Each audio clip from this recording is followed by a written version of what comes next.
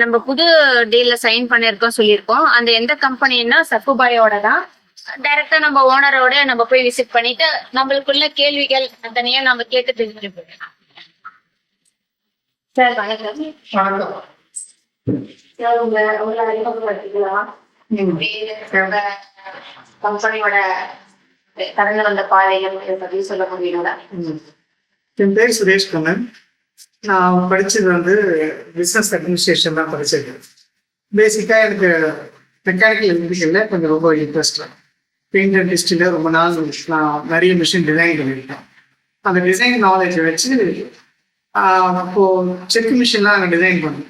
செக்கு machine வந்து 10 kilo 15 kilo அதிகபட்சம் மார்க்கெட்லேயே 40 kilo வரையும் மிஷின் இருக்கும். ஸோ நாங்கள் அந்த 80 கிலோ 125 கிலோ வரையும் மிஷின் வந்து கஸ்டம் டிசைன் பண்ணியிருக்கோம்.